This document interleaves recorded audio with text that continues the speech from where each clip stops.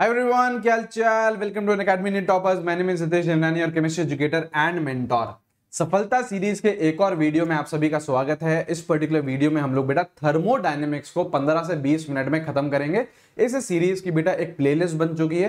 Playlist बेटा मैं आप लोगों को टेलीग्राम चैनल पे शेयर कर दूंगा। आप लोग प्लेलिस्ट फॉलो करते जाइए। एक एक वीडियो एक एक चैप्टर का आते जा रहा है। 15 से 20 मिनट में पूरा आप लोग का रैपिड रिविजन हो रहा है, जिसमें सारे फॉर्मूला सारे इंपॉर्टेंट पॉइंट्स हम लोग कवर कर रहे हैं। ठीक है, होमवर्क बेटा बच्चों का यही रहता है कि जिस दिन सफलता का वीडियो है, वैसे तो रोज ही आएगा आप लोगों का वीडियो, तो आप लोगों को वो वीडियो देख के सोना है ना। तो तभी मैं रिकॉर्डेड डाल रहा हूं, आप लोग देखिए आराम से अपनी स्पीड से देख सकते हैं। ठीक है, चलिए थर्मोडायनेमिक्स स्टार्ट करते हैं। सबसे पहली बात, थर्मोडायनेमिक्स में हम लोग क्या पढ़ते हैं? एनर्जी चेंजेस के बारे में पढ़ते हैं। जब एक रिएक्टेंट प्रोडक्ट में कन्वर्ट होता है तो क्या एनर्जी चेंजेस हो रहे हैं, इसको हम लोग थर्मोडायनेमिक्स में पढ़ते हैं। बॉन्ड ब्रेकिंग हमेशा बेटा एंडोथर्मिक प्रोसेस होता है, तो बॉन्ड फॉर्मेशन क्या होता है? एक्सोथर्मिक, मतलब हीट एनर्जी रिलीज होती है। कुछ इंपॉर्टेंट टर्म्स है बेटा। सिस्टम क्या है? वो part of universe which is under observation, जिसको आप स्टडी कर रहे हो उसे बोलते हैं सिस्टम। उसके अलावा जो भी बच गया, सिस्टम के अलावा जो भी होता है वो क्या होता है बेटा? सराउंडिंग होता है। ठीक है, और बाउंड्री वो होती है जो सिस्टम और सराउंडिंग को सेपरेट करती है। अब देखो कितने तरीके के सिस्टम है। सबसे पहले होता है बेटा ओपन सिस्टम, जिसमें आप लोगों का एनर्जी और मास दोनों का एक्सचेंज होता है। एनर्जी और मैटर या फिर मास दोनों का एक्सचेंज होता है। क्लोज्ड सिस्टम है which can exchange energy. Energy तो एक्सचेंज हो जाएगी लेकिन मैटर एक्सचेंज नहीं होगा। और आइसोलेटेड बोल रहा है एनर्जी का एक्सचेंज भी नहीं और मैटर का भी एक्सचेंज नहीं, किसी का एक्सचेंज नहीं। अब देखो स्टेट ऑफ सिस्टम, आपके कुछ वेरिएबल्स होते हैं, है ना। आप लोगों का स्टेट ऑफ सिस्टम क्या होता है कि यार एक जो सिस्टम है उसका प्रेशर कितना है, उसका टेम्परेचर कितना है, उसकी वॉल्यूम कितनी है। तो ये सारी चीजें स्टडी करना क्या होता है? State of system. दो फंक्शन होते हैं, एक होता है स्टेट फंक्शन, एक होता है पाथ फंक्शन। स्टेट फंक्शन सिर्फ और सिर्फ इनिशियल एंड फाइनल स्टेट पे डिपेंड करता है कि भैया ए से चले और बी पे पहुंच गए। रास्ता कोई सा भी पकड़ा, जैसे आप लोगों को बेटा जयपुर, अभी आप जयपुर में हो और आप लोगों को सपोज करो जाना है मुंबई, है ना। मुंबई जाएगा बेटा, तो मुंबई जाएगा, हाँ है ना। तो मुंबई कैसे जा सकते हो? डिफरेंट डिफरेंट तरीके से। बस पकड़ लो बेटा, पैदल निकल लो, है ना। आप रेलवे से निकल जाओ या फिर आप फ्लाइट से चले जाओ। लेकिन आप लोग का इनिशियल डेस्टिनेशन क्या है? जयपुर। फाइनल डेस्टिनेशन क्या है बेटा?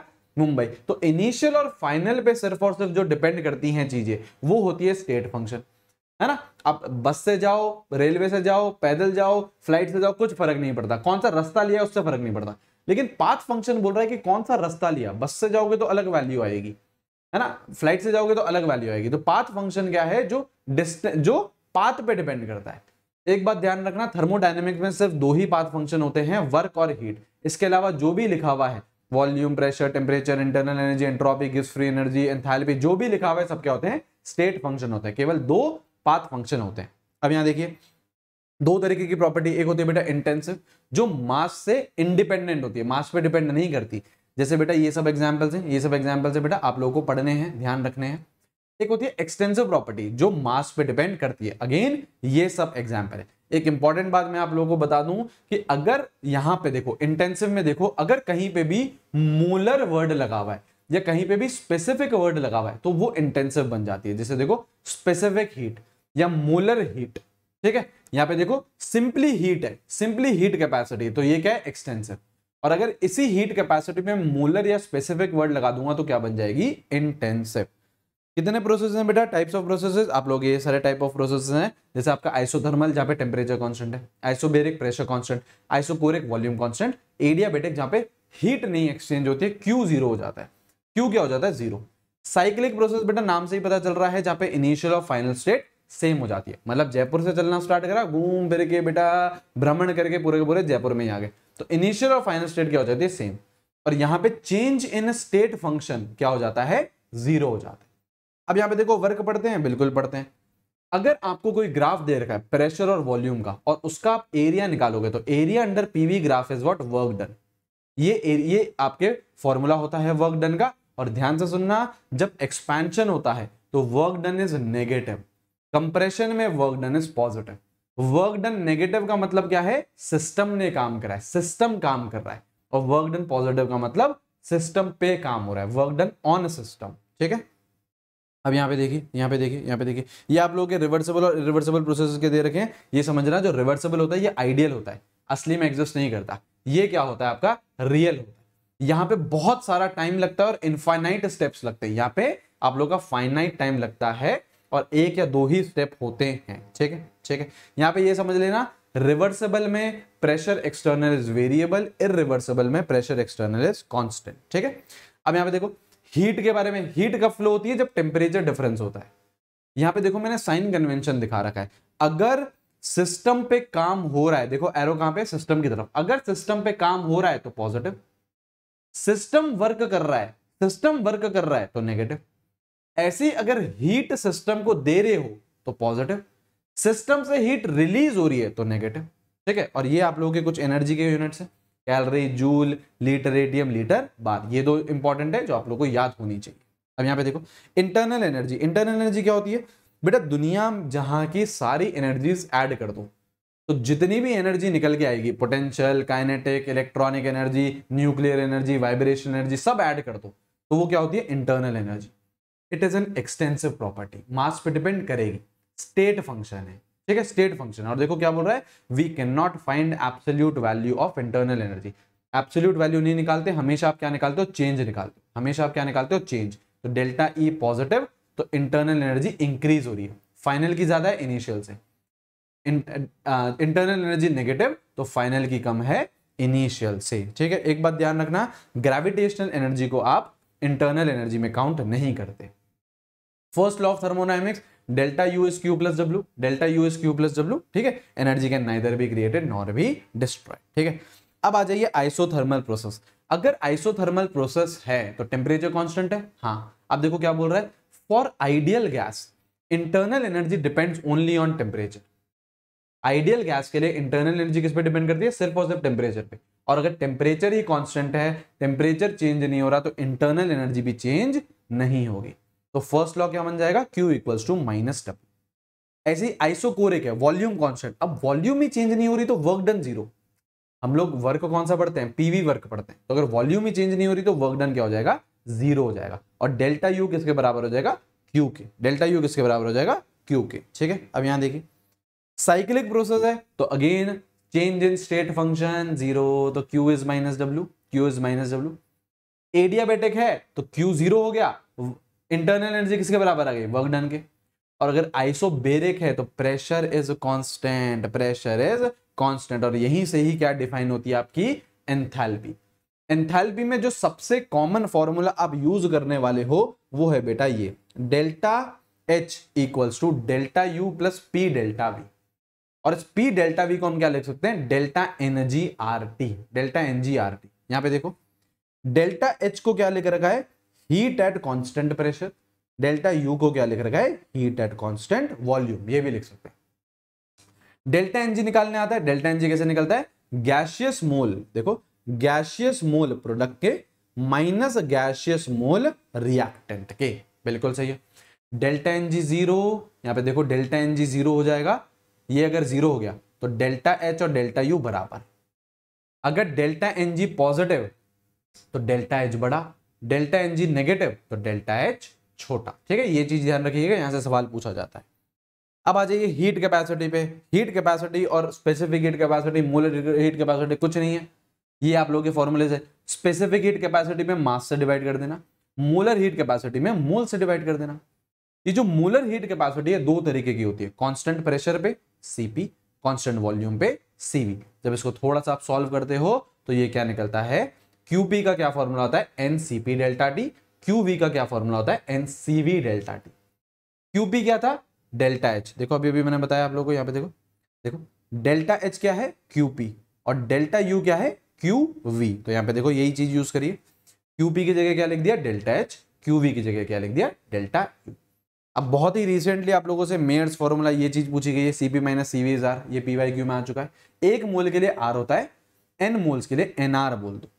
पॉइजन्स रेशियो क्या होता है? Cp upon Cv। Cp upon Cv is Poisson's ratio. ठीक है, ये आप लोगों की टेबल है जिसमें Cp Cv की वैल्यूज हैं, ये आप लोगों को याद होना चाहिए। मोनोएटॉमिक के लिए, डायएटॉमिक के लिए, ट्राइएटॉमिक लीनियर और ट्राइएटॉमिक नॉन लीनियर। और ये क्या है? गामा है पॉइजन्स रेशियो जो Cp बाय Cv से निकलता है। ठीक है, ये सारी वैल्यूज आपको ध्यान होनी चाहिए, आप स्क्रीनशॉट लेते हुए चलिए। ठीक है, चलो अब यहां देखो, अब यहां देखो, अब यहां पे कुछ वर्क बता रखा है। वर्क मैंने अभी आप लोगों को बताया था कि एरिया अंडर पीवी ग्राफ क्या रहता है, वर्क रहता है। अब अगर प्रोसेस इरिवर्सिबल है तो वर्क डन क्या है, minus P delta we. Delta we is change in volume. लेकिन अगर रिवर्सिबल होता है तो फॉर्मूला आपका होता है -2.303 nRT log V2 upon V1, या फिर -2.303 nRT P1 अपॉन P2। ये कैसा है, ये V2 अपॉन V1 को आपने P1 अपॉन P2 कैसे लिख दिया, क्योंकि यहां पे हम लोग आइसोथर्मल प्रोसेस मानते हैं। आइसोथर्मल प्रोसेस में बेटा एक लॉ लगता है जिसका नाम है बेटा बॉयल्स लॉ। तो बॉयल्स लॉ के हिसाब से आप क्या बोल सकते हो, P1 V1 equals to P2 V2। तो यहां से जो V2 अपॉन V1 आएगा वो आएगा P1 अपॉन P2। जो V2 अपॉन V1 है वो आता है P1 अपॉन P2। ठीक है, तो ये रिवर्सिबल में फॉर्मूला होता है। ऐसे एडियाबेटिक या फिर ऐसे यहां पे देखो सब इंपॉर्टेंट पॉइंट्स, रिवर्सिबल एडियाबेटिक है तो ये तीन कांस्टेंट आते हैं, पी वी की पावर गामा। गामा क्या है, पॉइजन रेशियो, वो कांस्टेंट है। टीवी, ये टीवी के बीच में ये आता है और टी और पी के बीच में ये आता है। ये ग्राफ देखिए, ग्राफ आपसे पता है क्या बोलेगा, आपको ग्राफ दे देगा, आपको बोलेगा कि कौन सा आइसोथर्मल है कौन सा एडियाबेटिक है, ये सवाल पूछा जाता है। मैं आप लोगों को एक सीधी सीधी ट्रिक बताता हूं, जो जितना ज्यादा स्टीप होगा, मतलब स्टीप का मतलब देसी भाषा में अगर मैं समझाऊं तो नीचे उतर रहा है तो बहुत तेजी से उतर रहा है, ऊपर चढ़ रहा है तो बहुत तेजी से चढ़ रहा है। स्टीप है, दोनों में एक्सट्रीम कंडीशन है। जैसे देखो नीचे आ रहा है ग्राफ, हाँ तो यहाँ पे देखिए, यहाँ पे देखिए एडियाबेटिक वाला ज्यादा नीचे आ रहा है, एडियाबेटिक वाले का जो स्लोप है वो ज्यादा होता है, देखो तभी एडियाबेटिक ये है। अब यहाँ पे देखो क्या यहाँ पे ऊपर चढ़ रहा है, ऊपर चढ़ रहा है तो एडियाबेटिक देखो एक्साइटेड है, एक्साइटेड है जीवन में, देखो फटाफट चढ़ जाएगा ऊपर। तो हमेशा स्लोप ज्यादा किसका होता है, एडियाबेटिक का होता है। तो इस तरीके से आप पहचान सकते हो, डिफरेंशिएट कर सकते हो एडियाबेटिक और आइसोथर्मल में। अच्छा, फर्स्ट लॉ की कुछ लिमिटेशन होती है। लिमिटेशन ये होती है कि वो ये नहीं बता पाता कि प्रोसेस स्पॉन्टेनियस है या नहीं, वो ये बताता है कि एनर्जी कैसे चेंज हो रही है, वर्क कितना हो रहा है, हीट कितनी हो रही है, लेकिन स्पॉन्टेनियस है या नहीं वो नहीं बता पाता। स्पॉन्टेनियस प्रोसेस क्या होते हैं, जिसकी नेचुरल टेंडेंसी टू अकर होती है, इसका मतलब अपने आप होते हैं। देसी भाषा में अगर हम बात करें तो अपने आप होते हैं ये, ठीक है। नॉन स्पॉन्टेनियस अपने आप नहीं होते, इनको एक्सटर्नल एजेंट की जरूरत पड़ती है। जैसे आप बेटा टेरेस पे चले जाओ, पानी लो बेटा, पानी लो, ये पानी लिया बेटा आप लोगों ने, पानी लिया और क्या करा, ऐसे बस टेढ़ा करा, तो क्या जैसे आप टेढ़ा करोगे तो जो पानी होगा वो ऊपर से नीचे आ जाएगा। आप टेरेस पे चले गए बेटा 10वें माले पे, तो 10वें माले से क्या करेगा बेटा, नीचे आ जाए, अपने आप आएगा। बिल्कुल सही, आप तो कुछ नहीं कर रहे, आपने तो सिंपली बस ग्लास को टेढ़ा करा। लेकिन अगर नीचे आपका पानी है ग्राउंड फ्लोर पे, है ना, उसको बेटा 10वें माले तक लेके जाना है, तो क्या वो अपने आप जाता है, नहीं, तो वो क्या है, नॉन स्पॉन्टेनियस। वहां पे क्या लगती है, मोटर लगती है, मम्मी बोलती है बेटा मोटर चला दे, फिर मोटर आप चलाते हो, आवाज आती है खट खट खट खट खट खट कर, पानी नीचे से ऊपर पहुंच जाता है। तो वो क्या है, नॉन स्पॉन्टेनियस प्रोसेस है जो अपने आप नहीं होता है। ठीक है, ठीक है। अब यहां देखो क्राइटेरिया क्या है सर, अगर किसी प्रोसेस को स्पॉन्टेनियस होना है, एनर्जी उसकी डिक्रीज होनी चाहिए, एंट्रोपी उसकी इंक्रीज होनी चाहिए। सर एंट्रोपी क्या होती है, रैंडमनेस या डिसऑर्डरनेस। कितना ज्यादा चीजें रैंडम है उतनी ज्यादा क्या रहेगी, एंट्रोपी रहेगी। ठीक है, ये इसका फॉर्मूला है, ये इसका फॉर्मूला है। ठीक है, यहां पे देखो एंट्रोपी कैसे निकालोगे, final entropy minus initial. Positive है अगर एंट्रोपी तो फाइनल की बढ़ रही है इनिशियल से, नेगेटिव है तो फाइनल की कम हो रही है इनिशियल से। ठीक है, यहां पे देखो, अब ये जनरल फॉर्मूला है एंट्रोपी का, ये क्या है बेटा, जनरल फॉर्मूला है। अब ये आप लोगों को याद है तो अच्छी बात है, मेजॉरिटी टाइम आप लोग पता है कौन सा फॉर्मूला यूज करोगे, मेजॉरिटी टाइम आप लोग ये वाला फॉर्मूला यूज करते हो, ये वाला। कौन सी कंडीशन में, रिवर्सिबल आइसोथर्मल, मतलब टेम्परेचर कांस्टेंट। टेम्परेचर कांस्टेंट तो ये T2 upon T1 same, T1 और T2 सेम हो गया ना, टेम्परेचर कांस्टेंट हो गया तो यहाँ पे कट जाएगा, तो ln1 आ जाता है। ln1 क्या हो जाता है, 0।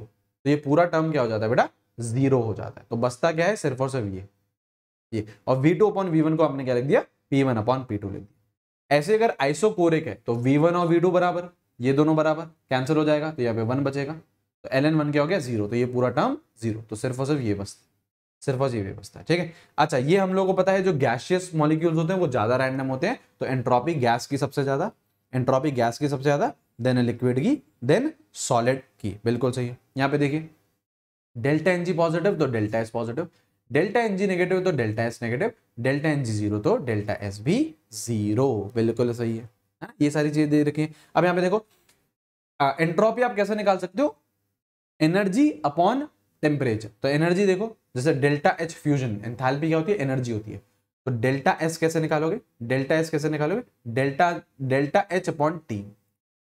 डेल्टा एस कैसे निकालोगे, वेपराइजेशन है तो डेल्टा एच वेपराइजेशन ले लिया। वेपराइजेशन कब होता है, बॉइलिंग पॉइंट पे, तो बॉइलिंग पॉइंट। फ्यूजन कहाँ होता है बेटा, मेल्टिंग पॉइंट पे, तो मेल्टिंग पॉइंट। ऐसे यहाँ पे क्या है, सब्लिमेशन टेम्परेचर, सब्लिमेशन टेम्परेचर। ये कुछ इंपॉर्टेंट पॉइंट है जहां से सवाल आ सकते हैं। क्या है, एंट्रोपी ग्रेफाइट की ज्यादा होती है एज कंपेयर टू डायमंड। ठीक है सर। जब रस्टिंग होती है आयरन की तो एंट्रोपी क्या करती है, इंक्रीज होती है। जब बॉइलिंग होता है एग तो डीनेचुरेशन ऑफ प्रोटीन होता है, ये पता है बेटा आप लोग को, आप बायो के बच्चे हो, और एंट्रोपी बढ़ती है। और जब स्ट्रेच करते हो रबर को तो एंट्रोपी डिक्रीज होती है। ये ध्यान रखना, स्क्रीनशॉट ले लेना, पढ़ लेना एक बार, डायरेक्ट सवाल यहां से आ सकता है। ठीक है, अब यहाँ पे देखो, अब यहाँ पे देखो, यहीं पे बेटा आप लोगों का सेकंड लॉ ऑफ थर्मोडायनेमिक्स आता है। ये है बेटा सेकंड लॉ ऑफ थर्मोडायनेमिक्स। क्या है कि अगर प्रोसेस इरिवर्सिबल है तो एंट्रोपी ऑफ यूनिवर्स क्या करेगी, इंक्रीज करेगी। What is entropy of universe, entropy of universe is entropy of system plus entropy of surrounding. ठीक है, तो ये देखो ये बोल रहा है सेकंड लॉ ऑफ थर्मोडायनेमिक्स कि अगर किसी प्रोसेस को स्पॉन्टेनियस होना है तो एंट्रोपी, टोटल एंट्रोपी बोले तो एंट्रोपी ऑफ यूनिवर्स इंक्रीज होगी, नॉन स्पॉन्टेनियस में डिक्रीज होगी, इक्विलिब्रियम पे क्या आ जाएगी, जीरो। ठीक है, तो एक देखो स्पॉन्टेनिटी आप लोग दो चीजों से निकाल सकते हो, या तो यूनिवर्स की एंट्रोपी देखो, या फिर आप क्या देखो, Gibbs free energy. Gibbs free energy आपको स्पॉन्टेनिटी ऑफ अ प्रोसेस, एक प्रोसेस स्पॉन्टेनियस है या नहीं उसके बारे में बताता है। अगेन एक्सटेंसिव प्रॉपर्टी है, स्टेट फंक्शन है। ठीक है, ठीक है, यहां पे देखिए ये आप लोगों का फॉर्मूला है, delta G equals to delta H minus T delta S. ठीक है, यहां पे देखो, अगर डेल्टा जी नेगेटिव तो process spontaneous, delta G positive तो process non spontaneous, delta G zero तो इक्विलिब्रियम। यहां पे बेटा चार केसेस बनते हैं, ये चार केसेस मैंने आपको पढ़ाए भी हैं और अभी भी आप लोग देख लो। डेल्टा एच क्या क्या हो सकता है, नेगेटिव भी हो सकता है, पॉजिटिव भी हो सकता है, नेगेटिव भी हो सकता है, पॉजिटिव भी हो सकता है। Delta S again positive negative positive negative. अब यहां पे देखो, ऑलवेज स्पॉन्टेनियस कब होगा, जब एनर्जी कम हो रही है, मतलब delta H negative, entropy positive, entropy बढ़ रही है, एनर्जी कम हो रही है, एंट्रोपी बढ़ रही है, तो always always spontaneous. Always non spontaneous तो उल्टी कर दो, मतलब एनर्जी को बढ़ा दो, एंट्रोपी को कम कर दो। ठीक है, आपसे अगर पूछे ऑलवेज स्पॉन्टेनियस तो एनर्जी कम, एंट्रोपी ज्यादा। Always spontaneous always non spontaneous तो उल्टी कर दो, एनर्जी पॉजिटिव बढ़ रही है, एंट्रोपी कम हो रही है। बाकी के जो जो केसेस है वो बेटा टेम्परेचर डिपेंडेंट है, spontaneous at low temperature, spontaneous at high temperature. ठीक है, एक लास्ट में बेटा ये थर्ड लॉ है। थर्ड लॉ क्या बोलता है कि अगर आपका एक परफेक्ट क्रिस्टलाइन सॉलिड है तो उसकी रैंडमनेस कितनी होती है, जीरो आती है एट 0 केल्विन। लेकिन इसके भी कुछ अपवाद हैं, इसके भी कुछ एक्सेप्शन है, NO, N2O, CO, CO2 ये सब क्या है बेटा, अपवाद हैं। ठीक है, तो थर्मोडायनेमिक्स भी बेटा यहाँ पे खत्म होता है। आई होप आप लोगों को ये सीरीज बहुत इंपॉर्टेंट लग रही है, आप लोग इसको रेगुलरली फॉलो कर रहे हो, है ना। होमवर्क आप लोगों का इतना सही होता है कि जिस दिन वीडियो आए, रोज आएगा वीडियो, ठीक है, वीडियो आए और आपको देख के सोना है इसे, राइट, यही होमवर्क रहता है। वीडियो को बेटा शेयर करा करिए अपने दोस्तों के साथ, लाइक जरूर से करिए, बहुत मेहनत लग रही है। अभी भी अगर मैं आप लोगों को रिकॉर्डिंग का टाइम बताऊंगा कि मैं कितने बजे रिकॉर्ड कर रहा हूं तो आप लोगों को लगेगा कि तगड़ी मेहनत चल रही है। बता दें रात के बेटा 12:48 हुए हैं, है ना। इस टाइम पे बेटा ये रिकॉर्डिंग कर ही रही है। क्यों कर रहे हैं, तो क्योंकि अगले दिन आपको भी पता है 9 बजे हमारी यूट्यूब की क्लास भी है ना। क्यों कर रहे हैं बेटा, क्योंकि ब्रेक नहीं देना चाह रहे हैं आप, है ना। आप लोगों के लिए रेगुलरली सफलता के वीडियोस लेके आना चाह रहे हैं, क्योंकि मुझे पता है इसकी इंपॉर्टेंस। आप लोग बेटा जब बहुत करीब होगा ना एग्जाम, तो आप लोगों को सफलता सीरीज की इंपॉर्टेंस पता चलेगी। आप लोग के पास इतना समय नहीं होगा कि आप लोग बेटा 4-4, 5-5 घंटे में वीडियो को देखो और रिवीजन कर सको, नहीं होगा। उस टाइम आप लोगों को क्या याद आएगी, सफलता सीरीज।